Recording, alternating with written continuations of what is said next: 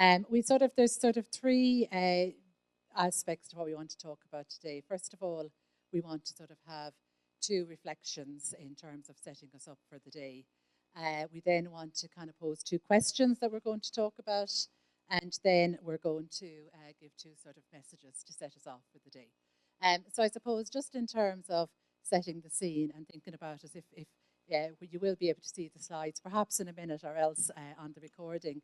And I guess the first message we want to give in reflection is that as we've learned through these other sessions, while I'm probably not the only person in the room who has a really good day when I'm left on my own reading pages and pages and pages and volumes of material and just working it out myself.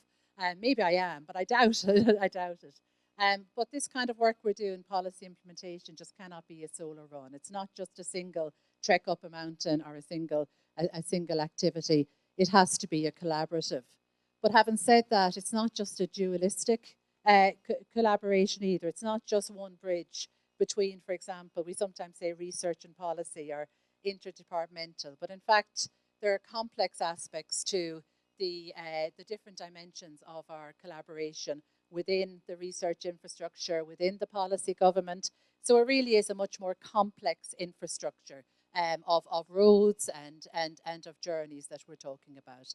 And I guess we talked about moving beyond business as usual. And I guess it's really kind of recognizing and acknowledging so much work that has been done up until now to really try and navigate that very complex terrain.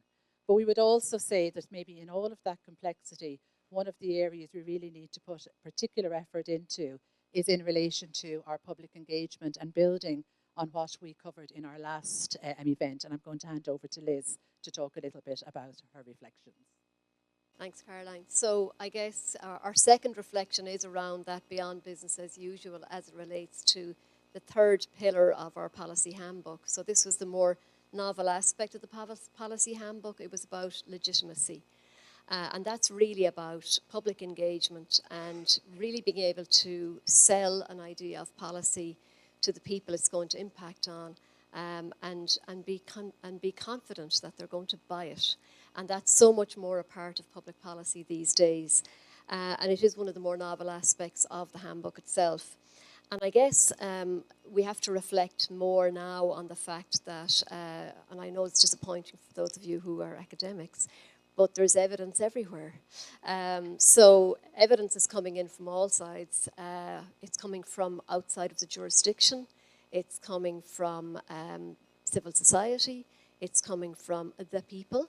And of course, it's coming from people now who have lived the experience of some of the areas we're talking about and who want us to tell us about it.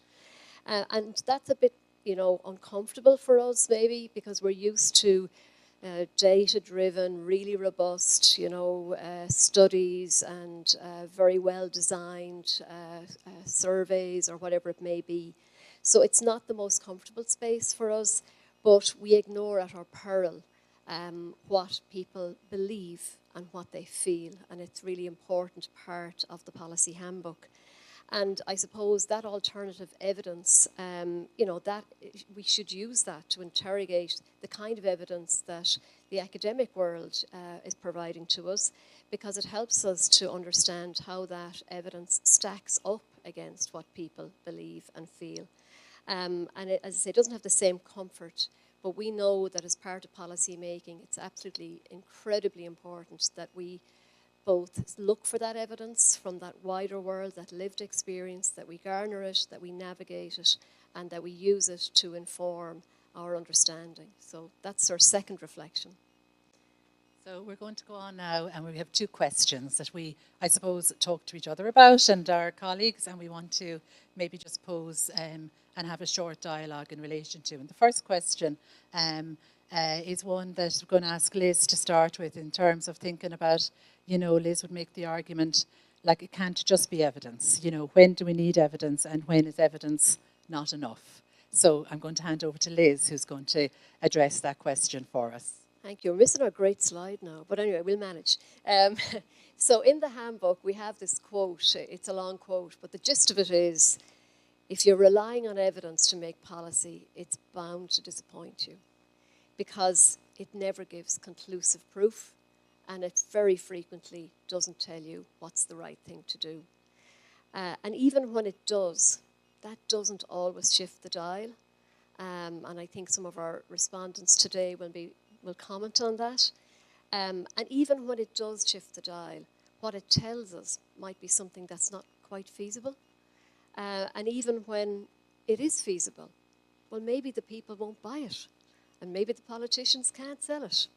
So for us, we have to, on the one hand, really reinforce the importance of evidence and data as fundamental to policy making.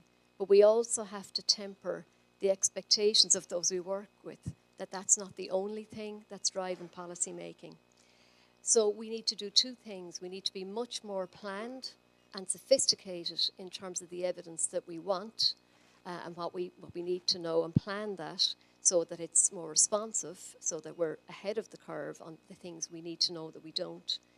It also has to be much more of a collaboration, because often we're moving so fast. We need to get as much data and evidence and understanding and knowledge as quickly as we can to solve policy problems.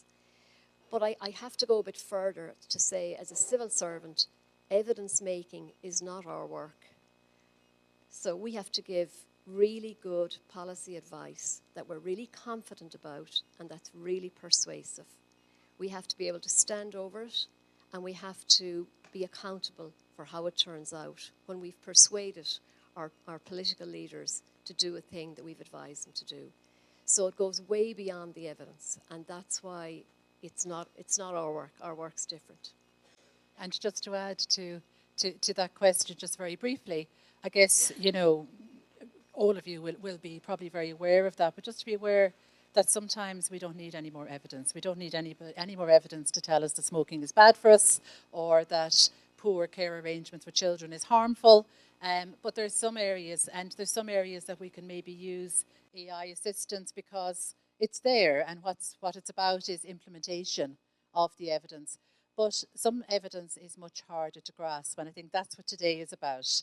You know, we can't just, you can Google search all you like and use your AI tools, but you're not very unlikely to find the evidence of the absolute solution to how best to deliver pensions, or to do online safety, and the themes that we are talking about today. So I think it's really about recognising where evidence can be particularly helpful. But I guess just moving on to the next slide, in terms of how we do evidence, we really, I suppose, are increasingly recognising the importance of working in collaboration. And I really like the term from the policy handbook called, in terms of when you're developing policy and implementing, that you develop your challenge team. And kind of love to think that that challenge team would have around the table all of those different experts with the evidence coming from the different dimensions of policy, research, lived experience, civil society, and so on. But also one of the questions coming from a researcher point of view is how do I get this balance? So I want to collaborate, I want to be a critical friend, and at the same time I'm a researcher. I have a duty to be the critiquer, the outsider. How do I be an outsider and insider? And is there a risk of me losing my objectivity or being biased because of developing close working relationships? And Liz has I think, some really helpful responses to put my mind at ease on that one. So I have two thoughts. The first is, I don't really believe that research is ever completely value-free. No offense, anybody.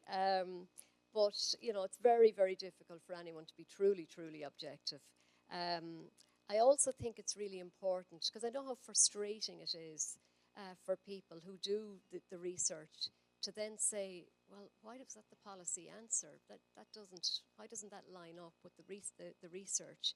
So sometimes I think if researchers aren't close enough, it's very difficult to see how it works, and that's part of what we're going to try and do today in terms of the case studies. But also, we were talking about, I was sort of using the idea of a lab and the microscope. I mean, you do use the microscope to get closer, to look in more detail. And there is something about being close enough to have an understanding of the detail and the workings and the trade-offs, because sometimes the trade-offs are way beyond the topic you're looking at in public policy making. So that's important. But I do want to also assure you that we want the independence. Independence is good. Independence is really helpful. I think it's helpful to government because it sort of does stand outside. So it's an important part of the balance. It's also important that sometimes we know we're navigating not optimal solutions, and we do need help to do that too. So evidence still keeps us on course, even if we're not doing exactly what the evidence is saying. And the most important thing is the integrity and objectivity to the greatest extent possible. That's really important. And it's important, as I say, for the political system too, to be able to say, no, other people have said this. That's important. Brilliant. I think that's really, really helpful. And I could continue that conversation, but I'm conscious we're just going to kind of move to summarising just two key messages that we sort of want to, I suppose, frame the day with. And the first one in the next slide is just to reflect back on, this is the third of our event here in ILAS. We've had a number of other events. There's a number of leaders in the room who are doing fantastic work around the whole relationship between evidence and research and policy. And what I would do, I've listened back to the recordings of the last two events a few times last week. I was going around listening to them in my car and in my office. And interestingly, I found myself having to stop a number of times because they were so good.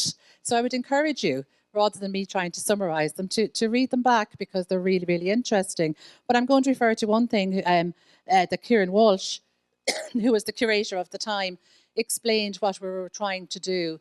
And Kieran very much explained we're trying to build opportunities for policy stakeholders and policy makers and all of that to come together, and for us to come together to dialogue and to learn with and from each other. And that's what we're here to do today. So that's kind of one of the key messages. And I'm going to hand over to Liz for our second message. So our last slide, you'll be glad to hear. So today, I suppose, I've really put it all up here. What we really want to do is copper fasten that view that the process of policy making is critical to how well a policy is implemented and the kind of impact that it has. So we are actually not here to talk about those individual topics. We're here to talk about how that policy got made. And we want to think about how we have and how we might meet the challenges of keeping those three pillars of the policy in play: the data evidence, the feasibility, and the legitimacy. And better articulate what actually happens, because we know if you're not in the system, and sometimes even if you are, it's a bit of a black box as to actually how things turn out the way they do. We really think it's important, and we've done this, I think, in all of our seminars, is to broaden, the idea of who the stakeholders are, who are the contributors, and that's incredibly important to how good policy gets made. And one of the things, and we'll talk more about it later in the day, is how do we use this now as a platform to, on the one hand, really promote that evidence-based approach, or evidence-informed approach to policy making, but also bridge somewhere between research and policy in a way that's less ad hoc. There's lots of brilliant things happening. We've colleagues here from GFERS. We've really good projects going on all around the system. A number of the universities are involved in. And we have a very important European project, TSI project, GFERS are leading on, around evidence-informed policy making. But we want to find a way of joining the dots and all of that. And really that's part of what today is about. So I think we leave it there. Thank you very much, Liz. Okay, and thank you, everybody. Thank you for the dialogue. Really, really enjoyed working on this with Liz. So with no further ado, I'm going to introduce Professor Kenny. As John has said, we have a recorded presentation. Professor Kenny very kindly sent us a longer recording for you to watch in your own time, which talks a little bit about the policy handbook and talks to us a little about kind of the international evidence. So I would encourage you, when you get the recordings, to have a look. But we're going to get straight in to where we start to talk. It's just going to come up here now in relation to the current context that is really a challenge for us everywhere. It's about half an hour, so sit back and relax.